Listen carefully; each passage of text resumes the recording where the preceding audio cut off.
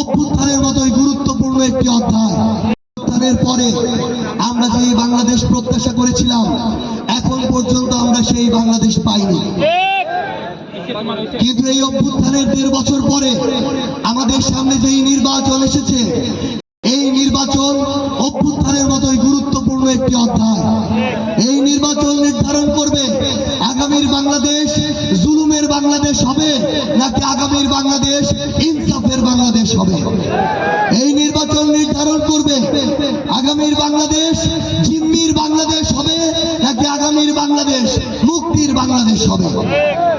সংগ্রামী উপস্থিতি, আমাদের প্রত্যেককে এখন আমাদের বিবেকের কাঠগড়ায় দাঁড় করাতে হবে। বিগত 1.5 বছরে কার কি কাজ ছিল, কে কি করেছে, সেই চিত্রগুলো সামনে নিয়ে আসতে হবে। সম্মানীয় উপস্থিতি, একটা জিনিস মনে রাখতে হবে, এই বাংলাদেশে এই পঞ্চগড়ে সেই পূর্বের যেই কালচার ছিল, দাদা বাবা চাচা একটা মার্কায় ভোট দিয়েছে দেখে আমাদেরও সেই মার্কায় ভোট দিতে হবে, এই যদি হয় আমাদের চিন্তা, তাহলে বিগত সময়ে আমাদের ওই পূর্বসূরীরা যেই জুলুমের উপর দিয়ে গেছে, আমাদেরও একই জুলুমের মধ্য দিয়ে যেতে হবে।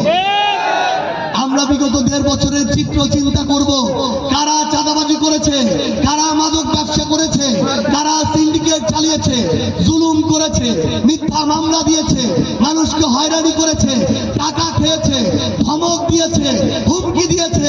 এই প্রত্যেকটা বিষয় আমাদের বিবেচনা করতে হবে। সংগ্রামী উপস্থিতি, নিজের বিবেকের কাঠগড়ায় দাঁড় করাতে হবে। আমরা কোন পক্ষে যাব? ন্যায়ের পক্ষে যাব নাকি অন্যায়ের পক্ষে যাব? জুলুমের পক্ষে যাব নাকি ইনসাফের পক্ষে যাব? জিম্মির পক্ষে যাব নাকি মুক্তির পক্ষে যাব? সংগ্রামী উপস্থিতি, খুব স্পষ্ট করে আপনাদের উদ্দেশ্যে বলতে চাই, এই জামায়াত এনসিপি সহ আমাদের 11 দলীয় ঐক্যবদ্ধ বাংলাদেশ একদিকে, আরেকদিকে আরেকটি দল। ওই দলের নেতা কর্মী থেকে শুরু করে সবার কথা চিন্তা করুন, এই ঐক্যবদ্ধ 11 দলের কথা চিন্তা করুন। আপনাদের যদি মনে হয় এই জুলুমগুলো আমরা করেছি, তাহলে আমাদের ভোট দেওয়ার প্রয়োজন নাই।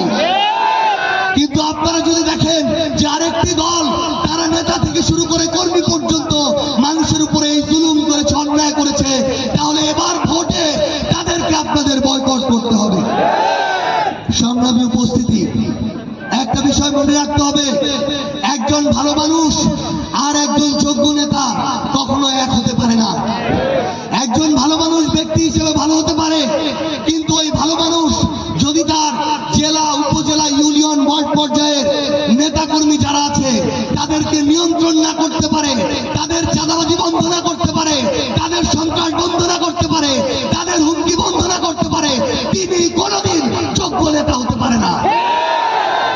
আমরা সেই মানুষকে কোনোদিন যোগ্য নেতা বলবো না যেই নেতা তার কর্মীদেরকে কন্ট্রোল করতে পারে না। দুইটা ঘটনা হতে পারে, যেই নেতা তার কর্মীদের কন্ট্রোল করতে পারে না সে যোগ্য নেতা হতে পারে না, অথবা ওই নেতা ইচ্ছাকৃতভাবে অভিনয় করে ভালো মানুষের মুখোশ ধরে থাকে, ভিতরে ভিতরে সেও চাঁদাবাজির ভাগ নেয়।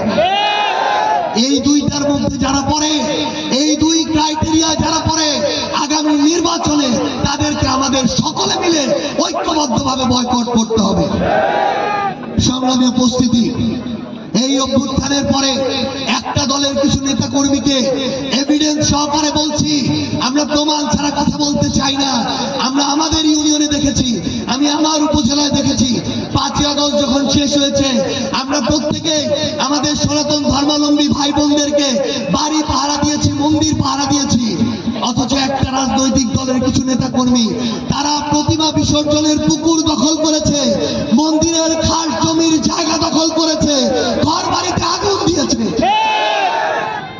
সংগ্রামী সনাতন ধর্মাবলম্বী ভাই বোনেরা, 1.5 বছরের চিত্র কয়েকদিনের মিষ্টি কথায় দয়া করে ভুলবেন না। 1.5 বছরের চিত্র মনে করুন, কারা আপনাদেরকে হুমকি দিয়েছে, কারা ভয় দেখিয়েছে, কারা জুলুম করেছে, মিথ্যা মামলা দিয়ে হয়রানি করেছে। তারা 1 মাসের জন্য ভালো সাজার চেষ্টা করছে, কিন্তু আপনিও জানেন, আমিও জানি, এই নির্বাচনের পরে তারা আবার তাদের আগের রূপে ফিরে আসবে। সংগ্রামী উপস্থিতি, আমরা আপনাদেরকে একটা জিনিস জিজ্ঞাসা করতে